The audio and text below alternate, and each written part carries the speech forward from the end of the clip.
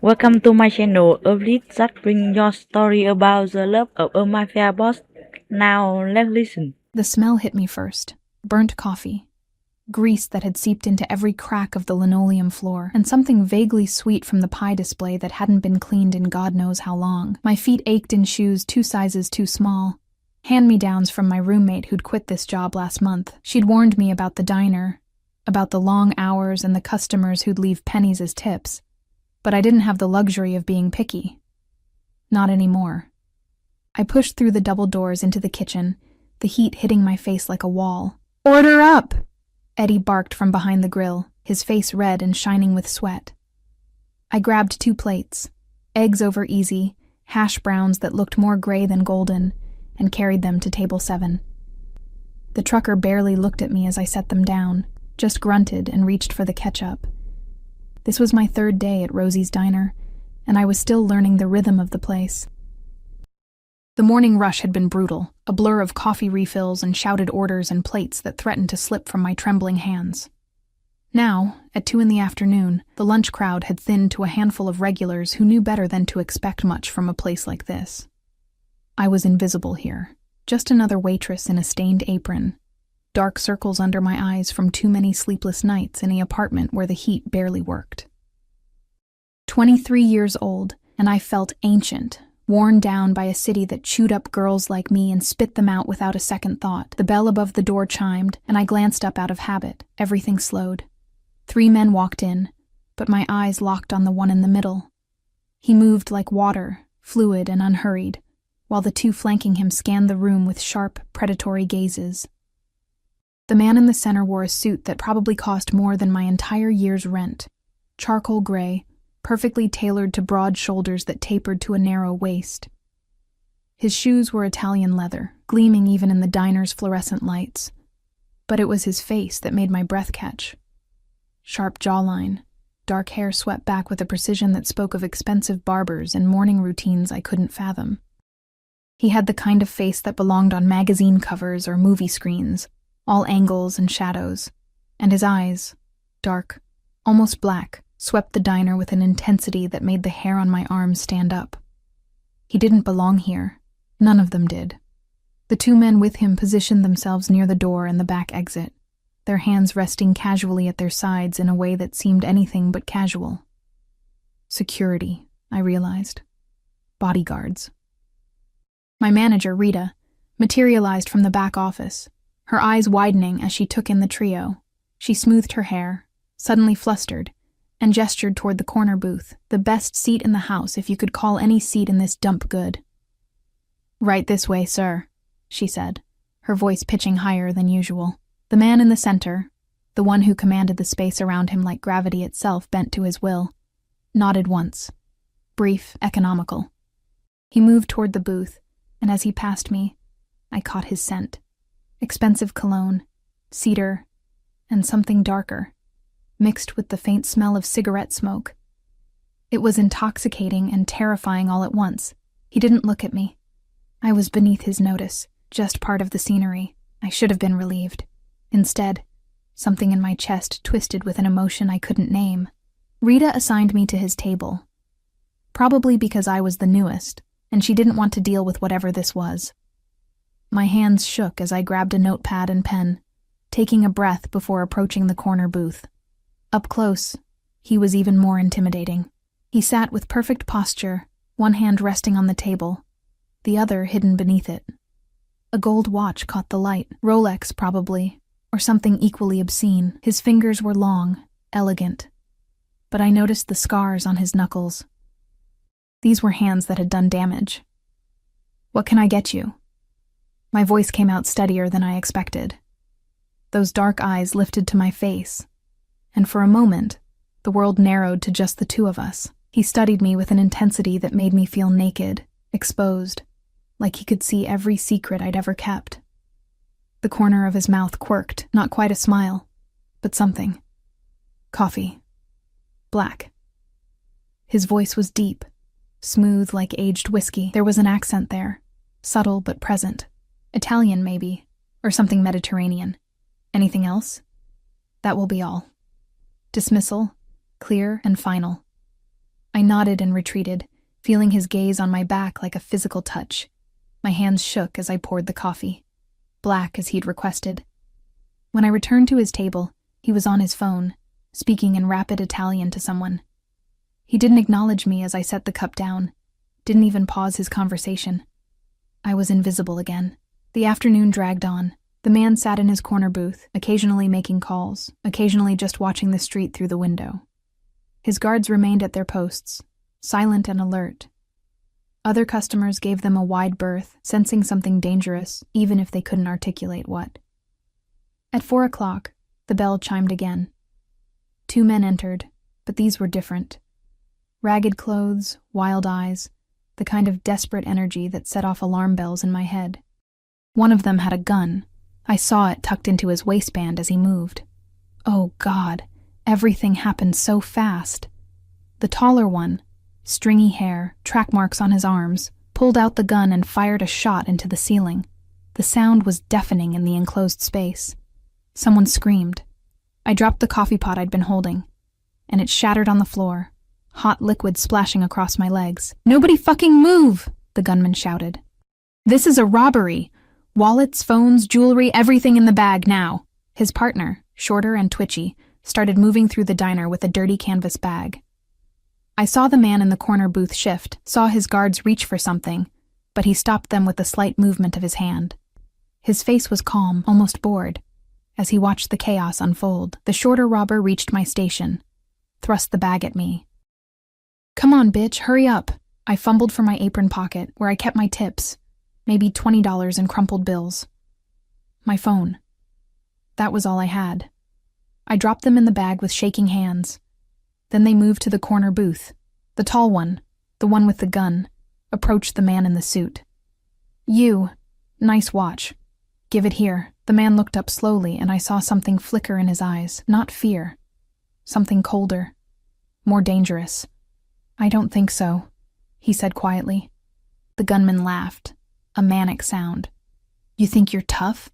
You think—" He raised the gun, pointing it directly at the man's head. I didn't think, didn't plan. My body just moved. I lunged forward, grabbing the gunman's arm just as he squeezed the trigger. The gun went off, the bullet going wide, shattering the window behind the booth. The recoil knocked me backward, and I fell hard on the broken glass and spilled coffee. Pain lanced through my palms, my knees. Everything exploded into chaos. The 2 guards moved like lightning, guns suddenly in their hands. The shorter robber tried to run and was slammed face first into a table. The gunman whirled toward me, rage contorting his features, and for a moment I thought I was going to die right there on the filthy diner floor. Then the man in the suit was there. He moved faster than should have been possible for someone so large, so solid. One moment he was sitting, the next he had the gunman's wrist in his hand, twisting it with surgical precision. I heard bones crack. The gun clattered to the floor. The gunman screamed. The man in the suit looked down at me, his dark eyes unreadable. "Are you hurt?" I couldn't speak, couldn't breathe. Blood dripped from my palms where glass had cut into them. My knees throbbed, but I shook my head. Sirens wailed in the distance, growing closer. "Matteo," the man said, not looking away from me. "Handle this." One of the guards, Matteo apparently, nodded and spoke rapidly into a phone. The other guard had both robbers subdued, hands zip-tied behind their backs. The man in the suit crouched down in front of me, and I caught his scent again, that intoxicating mix of cologne and danger. He reached out and I flinched, but he only turned my hand over gently, examining the cuts. "Brave," he murmured, almost to himself. Or foolish. Perhaps both. My voice cracked. I didn't want anyone to get hurt. Those dark eyes met mine, and something passed between us, something electric and terrifying and inevitable. "What's your name?" "Emma," I whispered. "Emma Hayes." He nodded slowly, as if filing this information away somewhere important. "Emma." The way he said my name made it sound like something precious, something worth remembering. The police burst through the door, guns drawn. Everything dissolved into shouting and questions, and hands pulling me to my feet. Paramedics appeared, fussing over my cuts. wrapping my palms in gauze. I watched through the chaos as the man in the suit spoke to the police. Not pleading or explaining, but stating facts in that same calm, authoritative voice. Within minutes, the officers were nodding, deferential. The robbers were hauled away, and then he was gone. Just like that. Disappeared into a black SUV that had been waiting outside. I hadn't even noticed it arrive. Rita sent me home early, told me to take the next day off. I walked to the bus stop in a daze, my bandaged hands throbbing. The whole thing felt surreal, like a fever dream. That night, I couldn't sleep. I kept seeing those dark eyes, kept feeling the ghost of his touch on my hand. Kept wondering who he was, what kind of man traveled with armed guards and made police officers nervous. I should have been afraid. Instead, all I felt was a strange, pulling curiosity, like standing at the edge of a cliff and wanting to jump. The next morning, I woke to the sound of engines rumbling outside my apartment building. Heavy engines. Multiple vehicles. I dragged myself to the window, still half asleep, and looked down at the street below. 4 black SUVs were parked in front of Rosie's diner across the street. Their windows tinted so dark they looked like holes in reality. Men in suits stood beside them, waiting. Watching. My phone buzzed. Unknown number. Come to the diner. Now. My heart hammered against my ribs. Every instinct screamed at me to stay inside, lock the door, pretend I'd never seen the message, but I was already reaching for my jacket, already walking toward whatever waited for me below. The morning air bit at my face as I crossed the street, my breath forming small clouds that dissipated into nothing. My bandaged hands were shoved deep into my jacket pockets, both to hide them and to stop their trembling. The SUVs loomed larger with each step, their polished black surfaces reflecting the gray November sky like dark mirrors. One of the men, not Mateo from yesterday, but someone cut from the same cloth, opened the diner door before I could reach for the handle. He didn't speak, just gestured inside with a slight tilt of his head. His eyes never quite met mine, but I felt evaluated nonetheless, measured and catalogued in a single glance. The diner was empty, completely empty. The open sign glowed in the window, but there were no customers, no Rita, no Eddie cursing behind the grill, just silence and the hum of the ancient refrigerator units. He sat in the same corner booth. Daylight streaming through the repaired window caught the angles of his face, making him look almost unreal. He'd removed his suit jacket, and his white shirt was rolled up to his elbows, revealing forearms that were all lean muscle, and more of those scars. A cup of coffee sat in front of him, untouched, steam still rising from its surface. "Sit," he said. Not a request. My legs carried me forward before my brain could engage. I slid into the booth across from him, the vinyl cracking beneath me, and forced myself to meet his gaze. Those dark eyes studied me with the same intensity as yesterday. But there was something different now. Something almost curious. "You didn't have to come," he said finally. "Your text suggested otherwise." The corner of his mouth twitched. "Fair. But you could have run. Gone to the police. Disappeared. Should I have?" He leaned back, and the movement was so fluid it seemed choreographed. "Most people would have. Smart people." He paused, his fingers drumming once against the table, a brief break in his otherwise perfect control. "You saved my life yesterday. I started, but he held up one hand. "Don't diminish it. That man was going to shoot me. You stopped him." He reached inside his shirt pocket and pulled out a business card, sliding it across the table. Heavy cardstock. Minimalist design. Just a name and a phone number. Dante Moretti. The name resonated somewhere in the back of my mind. A warning bell I couldn't quite place. I picked up the card with my bandaged fingers, the gauze catching slightly on the paper's edge. "I don't understand what this is," I said slowly. "I pay my debts, Emma." The way he said my name again, like a caress, like a claim, made heat pool in my stomach despite the fear. "You risked your life for mine. That means something. It means I owe you. You don't owe me anything." His eyes darkened. "Yes, I do, and the Moretti family always pays its debts." Moretti. The name clicked into place then, puzzle pieces forming a picture I didn't want to see. I'd heard whispers, read headlines, The Moretti family controlled half the city's underground: drugs, gambling, protection rackets. They were organized crime royalty, untouchable and dangerous. And I'd saved the life of what? A captain? An enforcer? "Who are you?" I whispered. "I think you've already figured that out." He took a slow sip of his coffee, watching me over the rim. "The question is what I'm going to do about it." My mouth went dry. "Are you threatening me?" "No." The word was immediate, sharp. "Never. But you've inserted yourself into my world now, whether you meant to or not. That comes with complications. I just work here.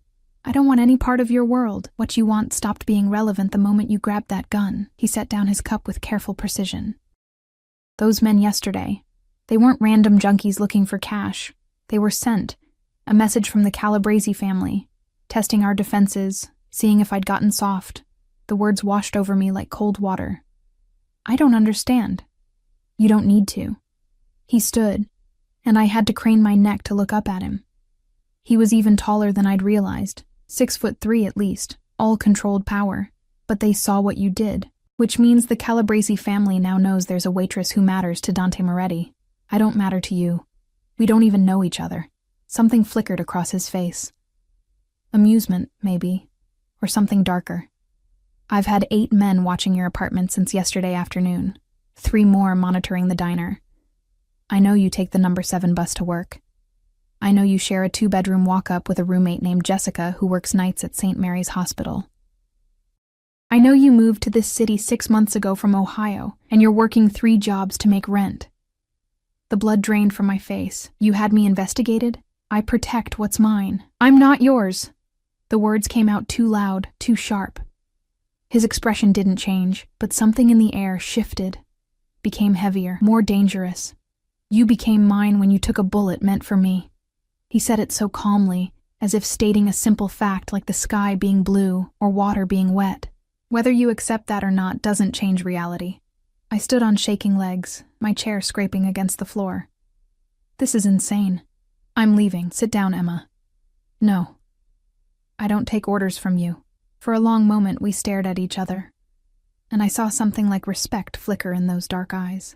Then he sighed, a sound almost human, and gestured to the booth. "Please," he added. The word sounded foreign in his mouth, unpracticed. 5 more minutes. Then you can leave if you want. Maybe it was the please that did it, that tiny crack in his armor. Or maybe I was just as foolish as he'd suggested. Either way, I sat back down. "Better." He returned to his seat, and when he spoke again, his voice had lost some of its edge. "I'm not here to threaten you or cage you. I'm here to offer you a choice." "What kind of choice?" "You can go back to your life, keep working here, keep taking the bus, keep struggling to make rent. I'll have my men watching from a distance to make sure the Calabrese family doesn't try anything, but you'll barely notice them. Or," his gaze intensified, "or you let me protect you properly. There's a position open at one of my establishments, a high-end restaurant in the business district. Better hours, better pay, better tips, private security. You'd be safe, comfortable. In exchange for what? Nothing." He leaned forward, his elbows on the table, close enough that I could see flecks of amber in his dark eyes. "I don't demand payment for protection, Emma. You saved my life. This is me returning the favor." It sounded too good to be true. It was too good to be true. Why do I feel like I'd be trading one cage for another? "Because you're smarter than you look." No insult in the words, just acknowledgement. "Working for me means entering my world. It means people will assume you're under my protection, which you are, but they'll think it means more. It means you'd be seen as..." He paused, choosing his words carefully. "Associated with me." "As what? Your mistress?" The word hung between us, ugly and raw. "No," he said quietly. "As someone I value. That's all you need to be." My heart hammered so hard I thought he might hear it. "And if I say no to both options?" His jaw tightened almost imperceptibly. "Then you're a fool. The Calabrese family doesn't forget. They'll come for you eventually, testing to see if you really matter to me, or if you were just collateral damage. And I can't protect you if you won't let me." So it's not really a choice at all. Life rarely offers real choices, Tesoro, just different flavors of consequence. The Italian endearment rolled off his tongue like honey, and I hated how it made my stomach flip. I looked down at my bandaged hands, at the worn formica table, at anything but those penetrating eyes. I need to think about it, I said finally. You have until tomorrow morning. He pulled out his phone, typed something quickly. My phone buzzed in my pocket. My personal number. Call me with your decision by 9 a.m., or I'll make it for you. You can't just... Yes, I can. He stood again, buttoning his cuffs with precise movements. I can and I will, because leaving you vulnerable is not an option I'm willing to entertain. He pulled on his suit jacket, transforming back into the polished, dangerous man who'd first walked into the diner. One more thing. What? The owners of this establishment have been very understanding about giving you time off, paid time off. Use it wisely. He was gone before I could respond, his guards materializing from wherever they'd been waiting to flank him out the door. Through the window, I watched him slide into the middle SUV, watched the convoy pull away with the smooth precision of a military operation. The diner felt emptier than ever in his absence. My phone buzzed again. Another text from his number. The bandages need changing. There's a doctor at this address who'll see you. No questions asked. Go today. I stared at the screen until it went dark, my reflection ghostly in the black glass. What the hell had I gotten myself into? I went to the doctor. I told myself it was practical. My hands hurt, and I couldn't afford a real hospital visit anyway. The address led me to a brownstone in a neighborhood I'd never have dared enter before, where a woman with kind eyes and no curiosity cleaned my wounds properly and applied fresh bandages. You're lucky, she said as she worked. Could have been much worse. Lucky. Right. I spent the rest of the day in my apartment, staring at Dante's business card, at his number in my phone. Jessica came home from her shift and immediately noticed something was wrong. Em? You okay? Rita said something happened at the diner yesterday. A robbery? Yeah, I'm fine. You don't look fine. You look like you've seen a ghost. More like the devil, I thought. But I forced a smile and changed the subject, and eventually Jessica let it drop. She was too exhausted from her own shift to push, which I was grateful for. How could I possibly explain what had happened? How could I make her understand that I'd somehow stumbled into a world where men had armed guards and personal doctors, and the power to empty diners with a phone call? That night, I dreamed of dark eyes and expensive cologne, of hands with scarred knuckles reaching for me. I woke up tangled in sweat-soaked sheets, my heart racing, desire and fear warring inside me until I couldn't tell them apart. By 8 a.m., I still hadn't decided. By 8:30, I was pacing my apartment, wearing a path in the already worn carpet. At 8:45, my phone rang. Dante's number. I stared at it for 3 rings before answering. You're early, I said. I'm impatient. His voice was rough, like he'd just woken up, and the intimacy of it made my breath catch. Have you decided? I don't want to work for you. Silence. Then, explain. Because once I do, I can't go back. You said it yourself. And I don't want to think I belong to you. I don't want to be owned. I never said anything about owning you. Didn't you? I gripped the phone tighter. You've already decided my life for me. Surveillance, doctors, job offers. You're drawing a cage around me and calling it protection. To keep you alive. The roughness in his voice had transformed into something sharper, almost angry. Do you think this is easy for me? Do you think I enjoy knowing that my enemies might hurt you just to get to me? Then let me go. Forget about me. I can't. The words came out raw, honest. Believe me, I've tried, but every time I close my eyes, I see you lunging for that gun. I see you bleeding on that floor, and I know, that if something happened to you because I didn't protect you, it would destroy something in me I didn't even know could still be destroyed. My throat tightened. You don't even know me. Then let me. A pause. Please. That word again, so foreign and precious coming from him. What are you really asking me, Dante? I'm asking you to trust me. I'm asking you to let me keep you safe. And maybe Maybe I'm asking for the chance to know the woman brave enough or foolish enough to take a bullet for a monster. You're not a monster. You don't know what I am. His voice dropped to barely above a whisper. But I want you to. God help me. I want you to know all of it and stay anyway. The admission hung between us, vulnerable and terrifying. Okay, I heard myself say. Okay? I'll take the job, but I'm not your property, Dante. I'm not something you own. Agreed. And I want to know the truth, all of it. No more secrets, no more surveillance I don't know about. He was quiet for a long moment. Some truths are dangerous, Emma. I don't care. If I'm stepping into your world, I'm doing it with my eyes open. Then you're braver than I thought. Something that might have been admiration colored his words. A car will pick you up at noon. Bring whatever you want from your apartment. You're moving. What? No. I didn't agree to. Your building has no security. Your locks are cheap. Your windows face a fire escape that any competent assassin could climb in 5 seconds. You're not staying there.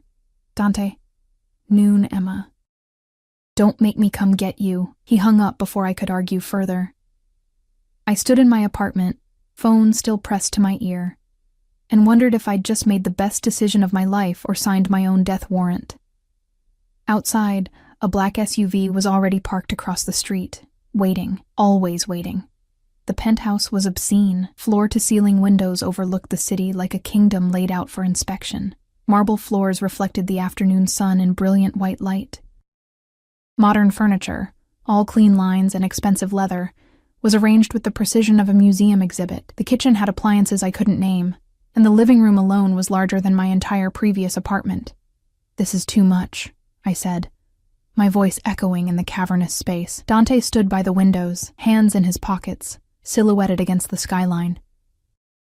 He'd removed his jacket again, and I tried not to notice how the white shirt emphasized his shoulders, the way his pants hung perfectly on his hips. It's secure. That's all that matters. Where will I sleep? He turned, and something flickered in his eyes. There are 3 bedrooms. Take your pick. Mine is the master suite on the east side. He paused. You'll have complete privacy. I'm rarely here during the day. Where do you go? Business. The word was a wall, smooth and impenetrable. You start at Maurizio's tomorrow night. It's an upscale Italian restaurant in the financial district. Antonio, the manager, is expecting you. He'll provide the uniform and training. I set down my single duffel bag, everything I'd brought from my old life reduced to one canvas sack, and turned to face him fully. You promised me the truth. No more secrets. His jaw tightened. I promised you'd know what you were getting into. That's not the same as knowing everything. Isn't it? No. He moved closer, and I fought the urge to step back, to maintain the distance that felt like the only safety I had left. My world operates on information, Emma. The wrong word in the wrong ear can start a war, can get people killed. There are things I can't tell you, not because I don't trust you, but because knowing them would make you a target. I'm already a target. You said so yourself. You're under my protection. That's different than being an active player. He stopped a few feet away, close enough that I could see the fatigue in his eyes, the weight he carried. But I'll tell you what I can. Ask me something. Anything. I'd had the whole car ride to prepare my questions, but standing here in this surreal apartment with this dangerous man, only one came out. Why me? His brow furrowed. What do you mean? Why do you care? You could have just posted guards and gone on with your life. Why upend everything for someone you don't even know? He was quiet for a long moment, his gaze searching my face as if looking for something he'd lost. You look like someone, he said finally. Someone from a long time ago. Ice trickled down my spine. Who? My sister. The words were barely audible. Elena. She died when I was 19. She was... He stopped, his throat working. She had your eyes. Your mouth. The way you move sometimes. It's like seeing a ghost. I'm sorry, I whispered. And I was. I could see the grief in him now, buried deep, but still bleeding. Don't be. It's not your fault you remind me of someone I failed to protect. His hands clenched at his sides, the only sign of emotion. But maybe that's why I can't let this go. Can't let you walk away vulnerable, because I watched Elena die, and I swore I'd never feel that helpless again. The admission hung between us, raw and honest, and I understood then that this wasn't just about debt or honor. This was about a man trying to save a ghost. I'm not her, I said softly. I know. He met my eyes again, and the intensity there stole my breath. That's what terrifies me. Before I could respond, his phone buzzed. He pulled it out, read the screen, and his expression shifted. The vulnerability disappearing behind a mask of cold authority. I have to go. Make yourself at home. There's food in the fridge, and if you need anything, there's a number programmed into the house phone. Security will bring up whatever you request. Dante, tomorrow night, 7 p.m. Don't be late. He grabbed his jacket and was gone, the door closing behind him with a soft click that felt like a cell door locking.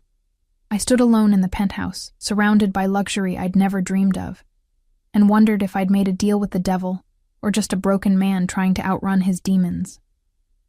That night, I explored my gilded cage. The bedroom I chose overlooked the river, with a bed so large I could spread out like a starfish and still not touch the edges. The bathroom had a tub the size of a small pool, and a shower with more settings than my old car had gears. The closet was a walk-in with empty shelves and racks, waiting to be filled with a wardrobe I didn't own. I found Dante's room more by accident than design, the door slightly ajar as I passed. I shouldn't have looked. I knew I shouldn't have, but curiosity pulled me forward. And before I could stop myself, I was standing in the doorway. His room was surprisingly Spartan. A massive bed with black sheets, a dresser, a chair by the window. But what caught my attention was the wall opposite the bed, covered in photographs, documents, maps. Red string connected different points, creating a web of information that looked like something from a crime thriller. I stepped closer, drawn by morbid fascination. Some photos were of men in expensive suits, their faces marked with X's in red marker. Others showed buildings, warehouses, what looked like shipping manifests. And in the center, a photo of a young woman with dark hair and eyes like mine, Elena. Interested in my work? I spun around so fast I nearly fell. Dante stood in the doorway, his jacket gone, his shirt unbuttoned at the collar. He looked exhausted, dangerous, and something else. Vulnerable, maybe, at being caught with his defenses down. I'm sorry, I stammered. I didn't mean to intrude. The door was open. I left it open. He moved into the room, his eyes never leaving mine. Part of the truth you wanted. This is what I do, Emma. I hunt the men who killed my sister. The Calabrese family took her from me, and I've spent the last 8 years destroying them piece by piece. I looked back at the wall, at the web of vengeance mapped out in photographs and string. Is that why they sent those men to the diner? Because you're winning? Because I'm close. He stood beside me now, close enough that I could feel the heat radiating from his body. Giorgio Calabrese, the head of the family. He has something I need. Information about the night Elena died. About who gave the order and why. Once I have that, I can finish this. And then what? His laugh was bitter. Then I figure out who I am when I'm not consumed by revenge. I turned to face him, and the proximity stole my breath. We were inches apart, close enough that I could count his eyelashes, see the faint scar above his eyebrow. You can't get her back, Dante, no matter how many people you destroy. I know. His voice was rough. But I can make sure no one else loses a sister because these animals think they're untouchable. His hand came up, almost involuntarily, and his fingers ghosted along my cheek. I can keep you safe. That has to count for something. The touch sent electricity racing through me. Desire mixing with fear in a cocktail that left me dizzy. I should have pulled away. Should have put distance between us. Instead, I leaned into his palm, let my eyes flutter closed for just a moment. Emma. My name was a warning, a prayer. You should go. Now. Why? Because I'm not a good man. Because every instinct I have is telling me to pull you close and never let go. And that's dangerous for both of us. His thumb traced my bottom lip, and I shivered. Because if you stay in this room one more second, I'm going to do something we'll both regret. I opened my eyes and found his gaze burning into mine, dark and hungry and barely controlled. My heart hammered against my ribs, fear and want warring inside me until I couldn't tell them apart. What if I don't want to go? His control cracked. I saw it happen. Saw the moment the careful walls he'd built came crashing down. His other hand came up to cup my face, tilting my head back. And for a breathless second, I thought he was going to kiss me. Instead, he pressed his forehead to mine, his breath coming fast and ragged. Don't do this. Don't make me want something I can't have. Who says you can't have it? I do. He pulled back, and the loss of his touch felt like winter. You're here because I'm keeping you safe. Anything more than that, and I'm no better than the men I hunt. Men who take what they want without care for the consequences. What if I'm offering? Then you don't understand what you're offering. He stepped away, creating physical distance that felt like miles. Go to bed, Emma. Tomorrow's going to be a long day. It was dismissal, clear and final. I left his room on shaking legs, my body still humming with electricity, my mind spinning with thoughts I shouldn't be having about a man who was equal parts protector and predator. I didn't sleep that night, just lay in the too-big bed, staring at the ceiling, wondering what game we were playing and how it would end. Maurizio's was everything the diner wasn't. Crystal chandeliers cast warm light over tables draped in white linen. The clientele wore designer clothes and discussed business deals over wine that cost more per bottle than I used to make in a week.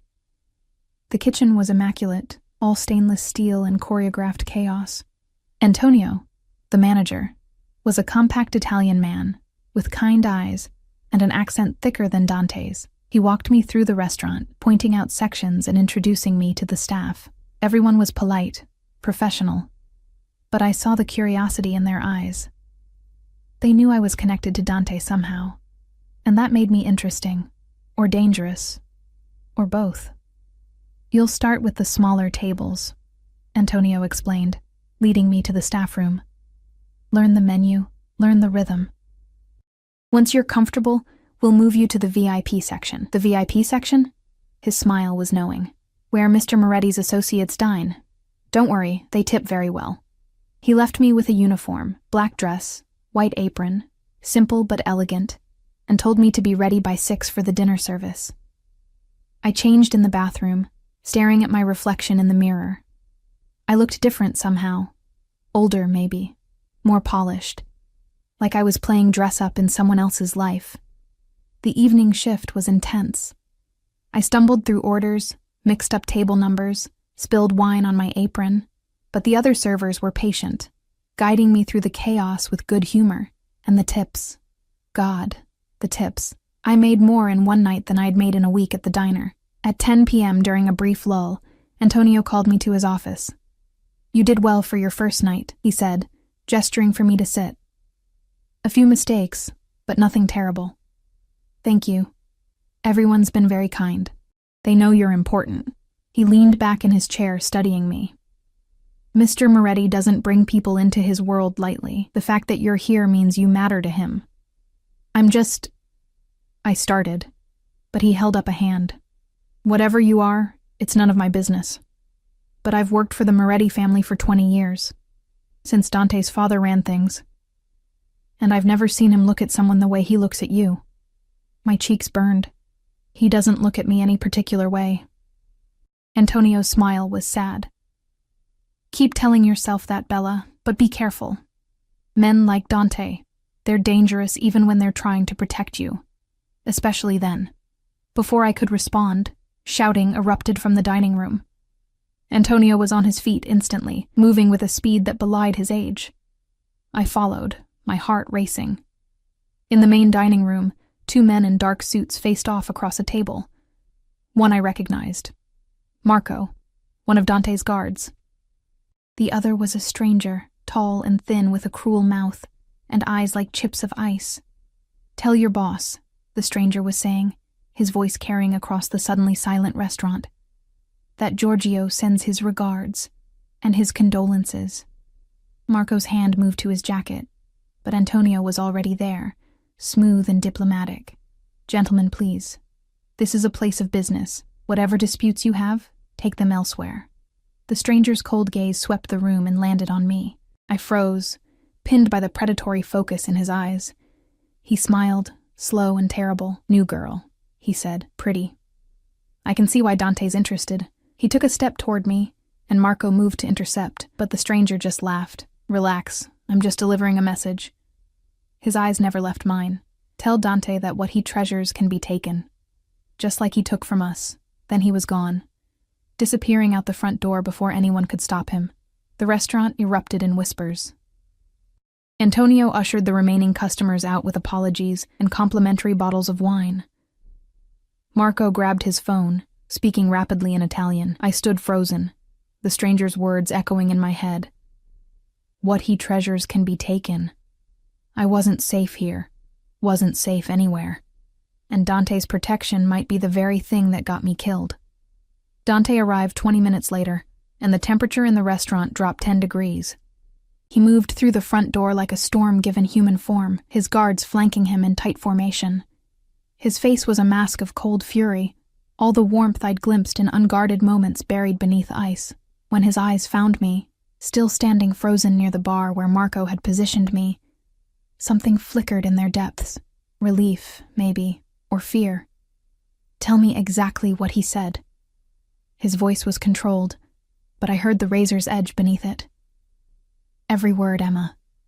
I recounted the encounter, my voice steadier than I felt. Dante listened without interrupting, his jaw tightening with each sentence. When I finished, he turned to Marco and spoke in rapid Italian, too fast for me to catch more than a few words. "Calabresi. Threat. Protection. Antonio," Dante said, switching back to English. "Close early. Send everyone home with full pay. Station guards at every entrance." "Already done, boss." Antonio nodded toward the kitchen where I could see staff filing out the back exit. "What do you need from me? Keep your ears open. If Giorgio's men are getting bold enough to walk into my establishments, something's changed." Dante's hand clenched at his side. "I want to know what." Antonio left, and suddenly it was just Dante, his guards, and me in the empty restaurant. The silence felt suffocating. "You're angry," I said quietly. His eyes snapped to mine. Angry doesn't begin to cover it. He closed the distance between us in 3 strides, his hands coming up to frame my face, tilting it up so he could examine me. "Did he touch you?" "No. He just looked and talked." Looking is enough. His thumbs traced my cheekbones, the touch gentle despite the fury radiating from him. "I should never have brought you here, should have sent you away the moment those men walked into the diner. You said you couldn't." "I know what I said." He dropped his hands and stepped back, creating distance that felt deliberate. "Matteo, bring the car around. Emma's coming with me." "Where are we going?" "Somewhere they can't find you, somewhere safe." He was already moving toward the door, expecting me to follow, and I did, because what choice did I have? The stranger's cold eyes haunted me, his words about taking what Dante treasured playing on loop in my mind. The SUV was waiting outside, engine purring. Dante held the door open, and I slid into the back seat, the leather cold against my legs. He climbed in beside me, and Matteo took the driver's seat. Another SUV pulled up behind us, Marco and 2 other guards. "Where are we going?" I asked again as we pulled into traffic. "My family's estate, outside the city." Dante stared out the window, his profile carved from granite. "No one knows about it except immediate family and my most trusted men. You'll be safe there." "For how long?" "As long as it takes." That's not an answer. He turned to look at me then, and the raw emotion in his face stole my breath. "Until I end this. Until Giorgio Calabresi is no longer a threat to you or anyone else I care about. You're going to kill him." It wasn't a question, but he answered anyway. "Yes." The certainty in that single word should have terrified me. Instead, I felt something else. Something dark and primal that recognized the predator in him and responded to it. "When?" "Soon." His hand found mine in the darkness of the car, his fingers threading through mine with surprising gentleness. "I've been building toward this for 8 years. Every move, every decision, all leading to one moment, and now that it's finally here, all I can think about is you." "What about me?" "That I'm about to do something that might get me killed, and the thought of leaving you alone is worse than the thought of dying." He laughed, bitter and raw. "You've unmade me, Emma. In a matter of days, you've become the thing I can't lose." My throat tightened. "You barely know me. I know you're brave. I know you throw yourself at armed men to save strangers. I know you look at me like I'm still human, even after seeing the monster." His grip on my hand tightened. "I know that when I thought that bastard might have hurt you tonight, I wanted to burn the entire city to the ground. That's not knowing me. That's obsession." "Maybe." He brought my hand to his lips, pressing a kiss to my knuckles that sent heat racing through me, but I'm past pretending otherwise. The rest of the drive passed in charged silence. We left the city behind, the lights fading into darkness as we wound through increasingly rural roads. Trees pressed close on either side, their branches forming a canopy overhead that blocked out the stars. Finally, we turned through iron gates that swung open at our approach. A long driveway led to a sprawling villa, all stone and elegant architecture that spoke of old money and older power. Lights blazed from every window, and I saw more guards positioned at strategic points around the property. "This is your family home?" I asked as Matteo parked near the front entrance. "Was. My father built it for my mother. After they died, I couldn't bring myself to sell it." Dante climbed out and came around to my side, offering his hand. "Elena loved it here. She used to run through those gardens like she owned the world." I took his hand and let him help me out. Our fingers still linked as he led me up the stone steps. The front door opened before we reached it, revealing a woman in her 60s with steel-gray hair and sharp eyes. "Dante," she said, her accent thick. "You bring a guest. Emma, this is Rosa. She's managed this estate since before I was born." He squeezed my hand once before releasing it. "Rosa, this is Emma Hayes. She'll be staying here for a while. Give her the blue room overlooking the gardens." Rosa's eyes swept over me, assessing, and I felt suddenly conscious of my waitress uniform, my cheap shoes, the fact that I clearly didn't belong in a place like this, but whatever she saw must have satisfied her, because she nodded and gestured for me to follow. "Come, child. I'll show you to your room."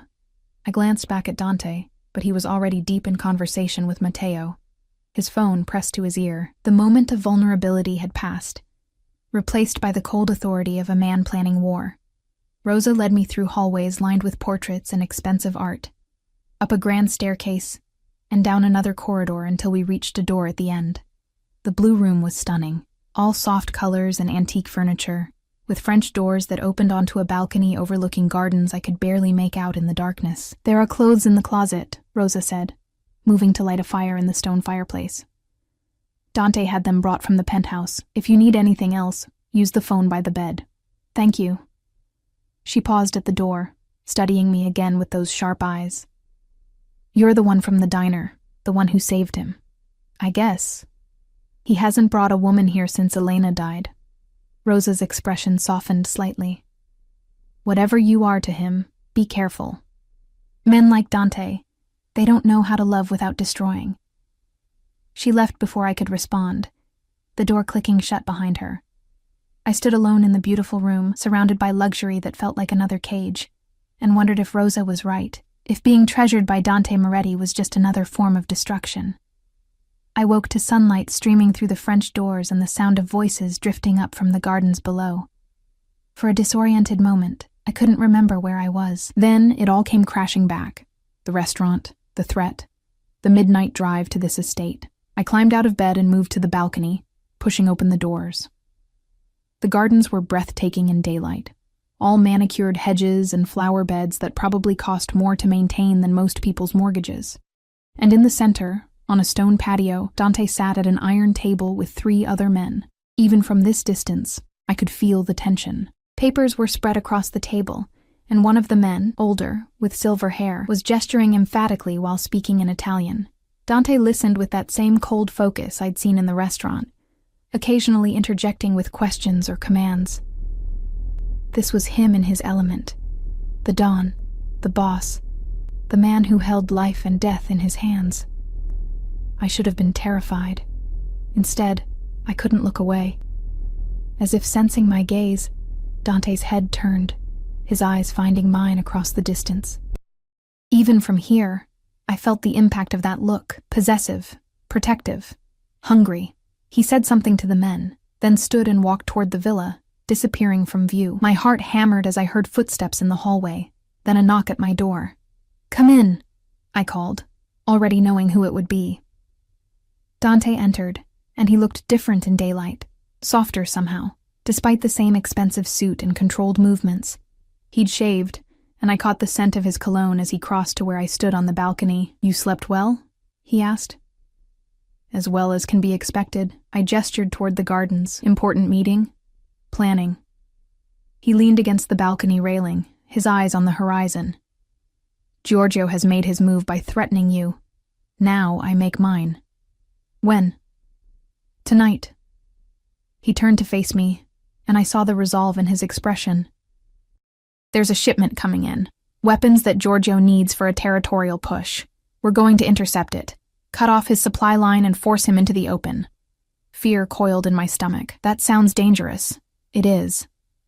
"Then why are you telling me? Why not just keep me here in ignorance?" His jaw tightened. "Because you asked for the truth, because you deserve to know what's happening and why." He reached out, tucking a strand of hair behind my ear. "Because if something goes wrong tonight, I need you to know that everything I've done, bringing you here, protecting you, turning your life upside down, all of it was to keep you safe. Dante, listen to me." His hands framed my face, his forehead dropping to rest against mine. "If I don't come back, Matteo has instructions. He'll take you somewhere far from here, set you up with a new identity, enough money to start over. The Calabrese family will have no reason to come after you if I'm gone. Stop talking like you're already dead." I'm being realistic. His breath ghosted across my lips, and desire pooled hot and urgent in my stomach. "I've made a lot of enemies, Emma. Tonight I'm walking into a situation where any one of them could end me. I need to know you'll be okay if that happens. I don't want you to die for me. I'm not dying for you. I'm living for you." His thumbs traced my cheekbones, and I saw his control cracking again, saw the want in his eyes that matched the ache in my own chest. "That's what you've given me. A reason to survive this instead of just seeking revenge. Then survive it." I grabbed his shirt, fisting the expensive fabric in my hands. "Come back to me. Emma." My name was a warning, a plea. I didn't let him finish. I pulled him down and pressed my lips to his. For a heartbeat, he froze. Then his control shattered completely. He kissed me like a drowning man finding air, his hands sliding into my hair, tilting my head to deepen the angle. His mouth was hot and demanding, tasting of coffee and something darker, more dangerous. I melted against him, all my fears and doubts burning away in the heat of his touch. When we finally broke apart, both breathing hard, his eyes were nearly black with desire. "That was a mistake," he said roughly. "I don't care. You should." But even as he said it, he was kissing me again, backing me into the room, his hands sliding down my sides to grip my hips.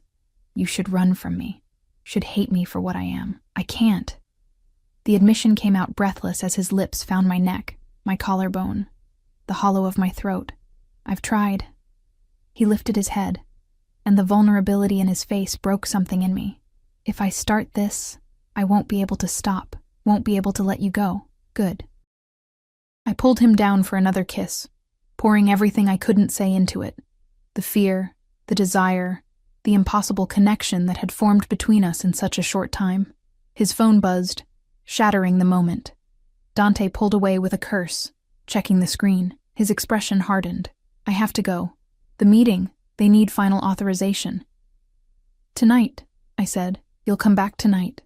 It wasn't a question, but he answered anyway, pressing one last kiss to my forehead. "Tonight." "I promise." Then he was gone, leaving me alone with my racing heart and the taste of him still on my lips. I stood on the balcony and watched him return to the meeting, watched him transform back into the cold, controlled Don who planned wars and ended lives. And I prayed to a God I'd stopped believing in that he'd keep his promise, that tonight wouldn't be the last time I saw him alive. The hours crawled by like years. Rosa brought me lunch on a silver tray. Soup I couldn't taste, bread I couldn't swallow. She didn't ask questions, just squeezed my shoulder once before leaving me alone with my spiraling thoughts. I paced the blue room until I'd memorized every detail, the way afternoon light painted gold across the hardwood floors, the faint smell of roses drifting up from the gardens, the distant sound of guards changing shifts. Dante had left at noon with Matteo and a convoy of SUVs. The villa felt emptier in his absence, like all the air had been sucked out and replaced with waiting. By 7 p.m., I couldn't take it anymore. I left my room and wandered the halls, finding my way to what must have been Dante's study. The door was unlocked, and inside, I found more evidence of the man behind the monster. Shelves lined with books in Italian and English, a desk covered in paperwork, and on the wall, more photographs of Elena. She'd been beautiful, dark hair cascading past her shoulders, eyes that sparkled with mischief and joy. In one photo, she stood beside a younger Dante, both of them laughing at something off camera. He looked so different then. Lighter, unburdened by the weight of revenge. She would have liked you. I spun around to find Rosa in the doorway, carrying fresh towels. "I'm sorry," I said quickly. "I shouldn't have—" "It's fine." She set down the towels and moved to stand beside me, studying the photographs. Elena had your spirit, that same fire that made her throw herself into danger without thinking of the consequences. Rosa's smile was sad. She died trying to help someone. A girl being attacked by Calabrese soldiers. Elena intervened, and her voice broke. Dante found her too late. He held her while she bled out in an alley, and something in him died with her that night. Tears burned my eyes. I didn't know. He doesn't talk about it. Just hunts the men responsible with a patience that terrifies even his allies. Rosa turned to me, her sharp eyes seeing too much. "Until you. You're the first thing I've seen him care about besides revenge in 8 years. I don't understand why. We barely know each other. Love doesn't always need time. Sometimes it just needs the right moment, the right person." She patted my hand. "But love with a man like Dante? It's complicated. Dangerous. Are you prepared for that? I don't think I have a choice anymore." "We always have choices, child. The question is whether we're brave enough to make them." She left me alone with Elena's photographs and my churning thoughts. I stayed in the study until darkness fell, until the only light came from a lamp on Dante's desk. I sat in his chair, surrounded by his scent, cologne and leather and something uniquely him, and prayed. The call came at 11 p.m. Rosa burst into the study, her face pale. "It's Matteo. There's been shooting. Dante, he's been hit." The world tilted sideways. "What? Where is he?" "They're bringing him here. The hospital isn't safe. Too many Calabrese informants." She grabbed my arm, her grip surprisingly strong. "He asked for you, kept saying your name." I ran. Down the hallways, down the grand staircase, through the front door, and out into the night where headlights were cutting through the darkness. The lead SUV screeched to a halt, and Matteo jumped out, his shirt covered in blood. "He's alive," Matteo said before I could ask. "Bullet caught his shoulder. Lost a lot of blood, but he's alive." 2 guards emerged from the back seat, half carrying, half dragging Dante between them. His face was ashen, his shirt soaked red, but his eyes found mine immediately. "Emma." My name came out rough, pained. "I'm here." I rushed to his side, my hands hovering uselessly. "I'm right here." They carried him inside to a room I hadn't seen before. A medical suite complete with monitors and equipment that looked like it belonged in a hospital. A doctor was already waiting, a woman with steady hands and no questions. "Out," she ordered. "All of you except the one holding his hand." She meant me. I realized I'd grabbed Dante's hand without thinking, was clutching it like a lifeline. The others filed out, leaving just the 3 of us in the sterile room. "This is going to hurt," the doctor said to Dante as she cut away his shirt, revealing the wound in his shoulder. Blood still oozed from the entry point, dark and thick. The bullet went through. "That's good. Means I won't have to dig for it.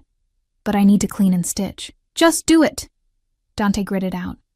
What followed was brutal.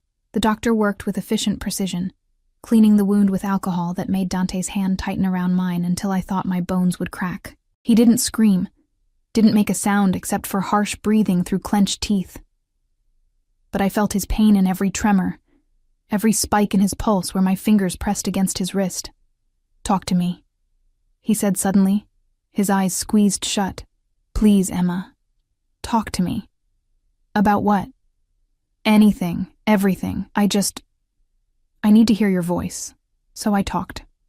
I told him about Ohio, about my childhood in a small town where everyone knew everyone, about my mother who'd died when I was 16, my father who'd remarried too quickly to a woman who made it clear I wasn't welcome, about coming to the city with nothing but hope and a duffel bag, about working 3 jobs and still barely scraping by. "I was drowning," I whispered as the doctor began stitching. Every day felt like treading water, knowing eventually I'd go under.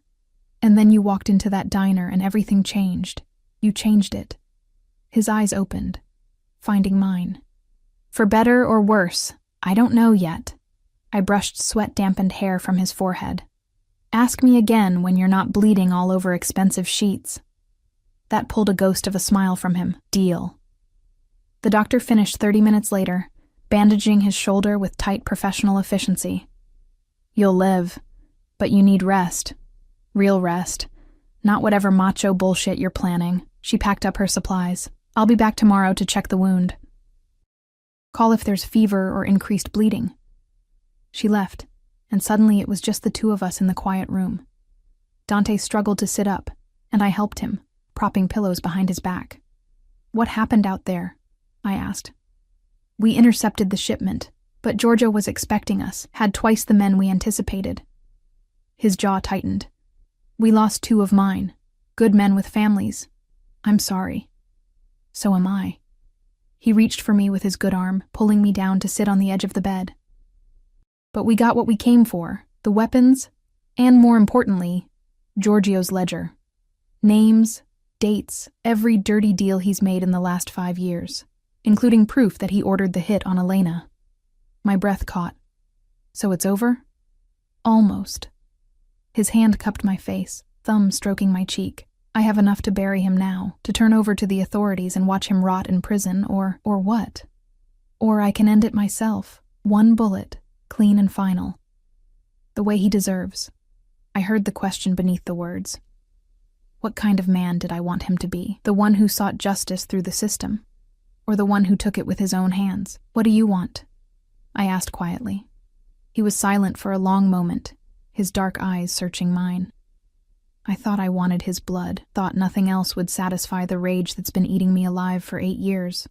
His hand slid into my hair, cradling the back of my head. "But sitting in that SUV, bleeding, thinking I might die before seeing you again. All I wanted was this. You.